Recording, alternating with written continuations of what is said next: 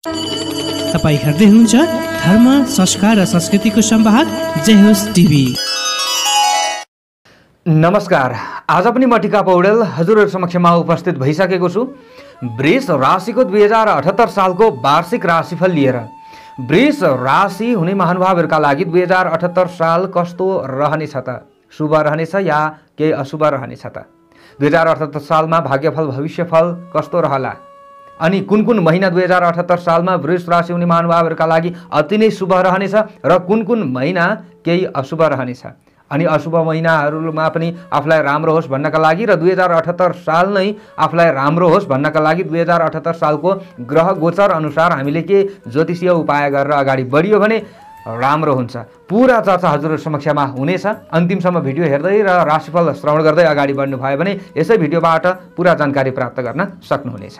स्वास्थ्य कस्तो रहनेछ, धनको स्थिति, रोजगारको क्षेत्र, वैदेशिक क्षेत्र, शिक्षा क्षेत्र, पारिवारिक जीवन, दाम्पत्य जीवन, प्रेम सम्बन्ध, बन्ध व्यापारको स्थिति, राजनीतिक क्षेत्र र अन्य विविध क्षेत्र र विषयको बारेमा चर्चा त हुने नै छ।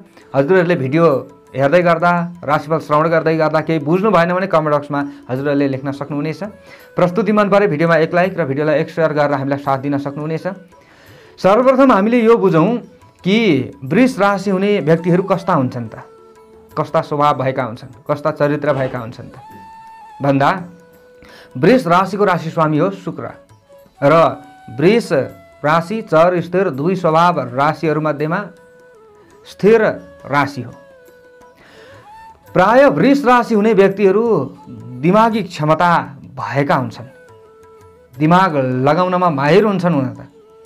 तर कस्ता पनि हुन्छन् भने आफ्नो दिमाग त छ, दिमाग लगाइन्छ पनि, तर अलिकति आफूलाई फाइदा नभएको हो कि भन्ने महसुस गरिराख्ने खालका हुन्छन्। केही असन्तुष्टि आफूमा ज्यादा भइराख्ने खालका हुन्छन् कि त्यस्तो पनि हुन्छ।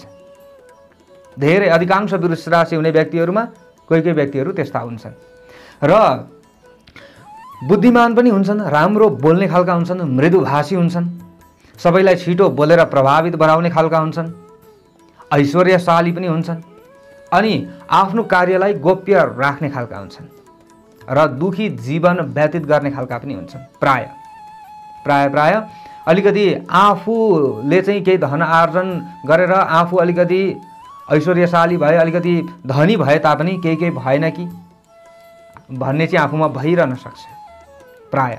अनि स्त्री स्वभावका हुन्छन्, लज्जालु स्वभावका नि त्यस्ता हुन्छन् अनि प्रसन्न रहिराख्ने खालका पनि हुन्छन्, सुविधा खोज्ने, अलिकति सुख शैलमा रहौं भन्ने खालका पनि हुन्छन्, गहिरो चिन्तन गर्ने खालका हुन्छन् र भोग विलासमा केही रुचि राख्ने खालका हुन्छन्, सुन्दर हुन्छन् र अलिकति नराम्रो पक्ष चाहिँ के हुन्छ भने थोरै हठी प्रकारका पनि हुन्छन्, मिलनसार पनि हुन्छन्, उनलाई मिल्नेहरूका लागि ज्यानै दिने पनि हुन्छन्।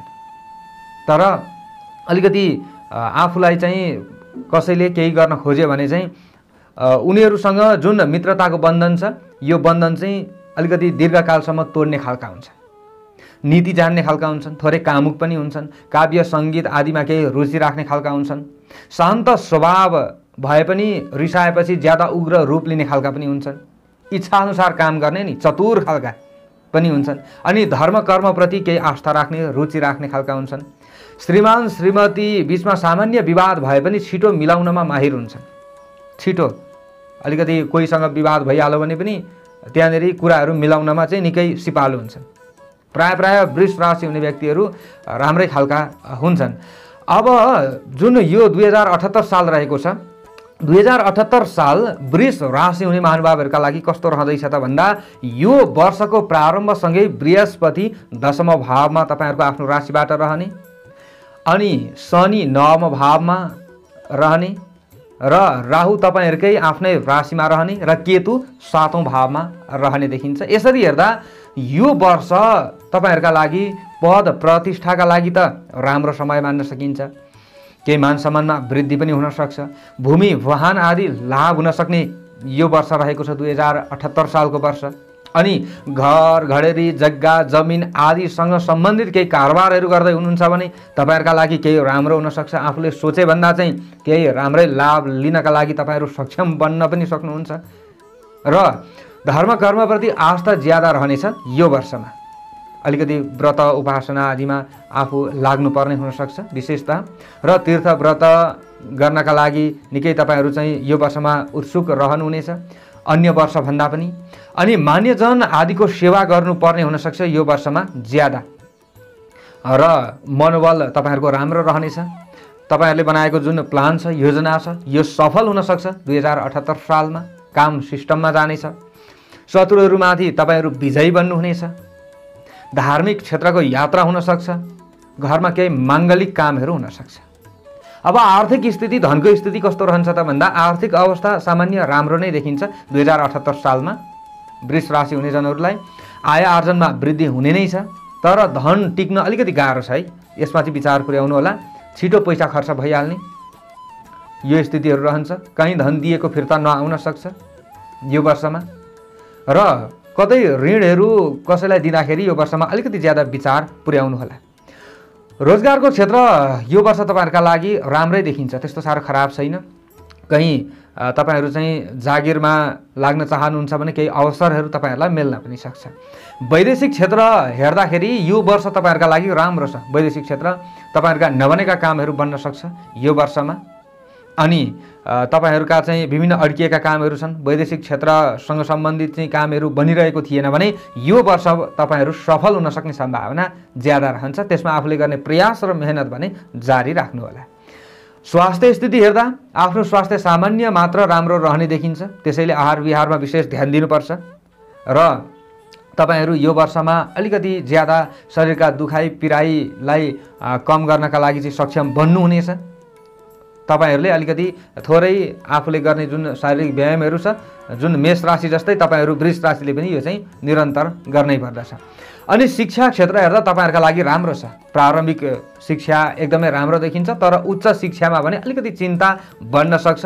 वर्षको अन्त्य र बिचमा राम्रो छ, तपाईँहरूले राम्रो प्रगति गर्न सक्नुहुन्छ वर्षको जुन यो अन्त्य रहेको छ अनि बिचमा, तर सुरुवातमा चाहिँ अलिकति केही चिन्ताहरू बन्न सक्छ।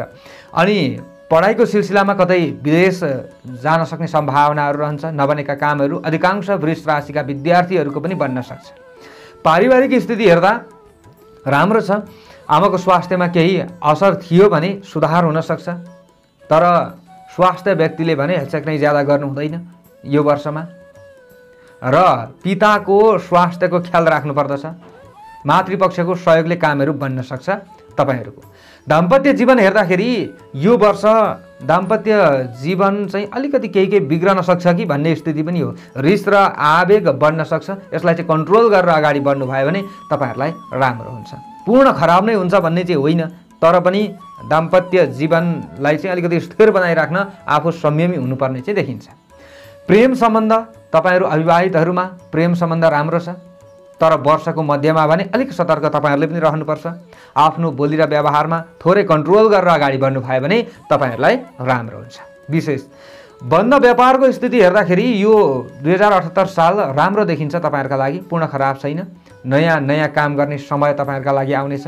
साझेदारी पेसा व्यवसायमा अगाडि बढ्ने व्यक्तिहरूका लागि समय राम्रो छ।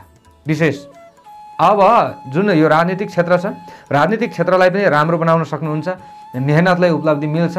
अलिक नजिकका व्यक्तिहरूले चाहिँ धोका दिन सक्छन् कि त्यसमा पनि विचार पुर्याउनु होला। तपाईँहरू पद प्रतिष्ठाका लागि त अगाडि बढ्न सक्नुहुन्छ, तर नजिकैकाले चाहिँ अलिकति खुट्टा तान्न सक्ने सम्भावना रहन्छ।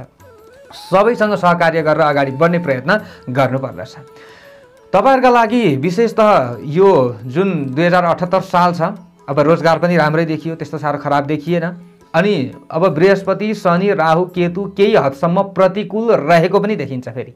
त्यसैले यो वर्ष राम्रो बनाउनका लागि दुर्गति, कष्ट, भय, हानि, पाप, धननाश अनि दुःख र गरिबी जस्ता सङ्कटहरू पनि पर्न सक्ने सम्भावना चाहिँ रहन्छ। केही शनि राहु र केतु र सामान्य बृहस्पति अलिकति प्रतिकूल पनि रहने देखिन्छ। त्यसैले योग्य ज्योतिषीको, विश्वासिलो ज्योतिषीको सल्लाह लिएर हजुरहरूले चाहिँ अगाडि बढ्नुहोला। ग्रहको पूजा पाठ गर्न सक्नुहुन्छ, ग्रहको दान गर्न सक्नुहुन्छ, जप गर्न सक्नुहुन्छ। यसो भयो भने तपाईँहरूलाई राम्रो हुन्छ र अघि बताएका जुन शुभ फलहरू छ यसमा वृद्धि भएर जान्छ। नराम्रोलाई पनि राम्रो बनाउनका लागि यी माथिका उपायहरू तपाईँहरूले गर्नुपर्दछ। र सोमबारको व्रत बस्न सक्नुहुन्छ यो वर्षमा। शिवजीको अथवा देवीको आराधना गरेर अगाडि बढ्नुहोला। केही हदसम्म तपाईँहरूलाई अझ राम्रो भएर जान्छ। जुन अशुभ छ यो अशुभ पनि कमी भएर जान्छ। अब यसमा पनि असोज कार्तिक महिनामा कतै यात्रा गर्न तपाईहरुले सक्नुहुन्छ। आकस्मिक धन लाभ हुन सक्छ। चैत्रको अन्तिमतिर अधुरो कामहरू बन्न सक्छ र नयाँ कामहरू सुरु गर्न तपाईहरु सक्नुहुन्छ। विशेष अब यो वर्षमा पनि श्रावण, कार्तिक, फाल्गुन र चैत महिना तपाईहरुका लागि शुभ रहनेछ। प्राय यी महिनाहरूमा तपाईहरुलाई केही राम्रो हुन सक्छ र वैशाख, भदौ, पौष महिना त्यति उत्तम तपाईहरुका लागि देखिँदैन र अन्य महिनाहरू तपाईहरुका लागि सामान्य रहनेछ। समग्रमा हेर्दाखेरि 2078 साल मिश्रित सामान्य फलदायी समय तपाईहरुका लागि मान्न सकिन्छ। तपाईहरुका लागि भाग्यबल 55% रहनेछ।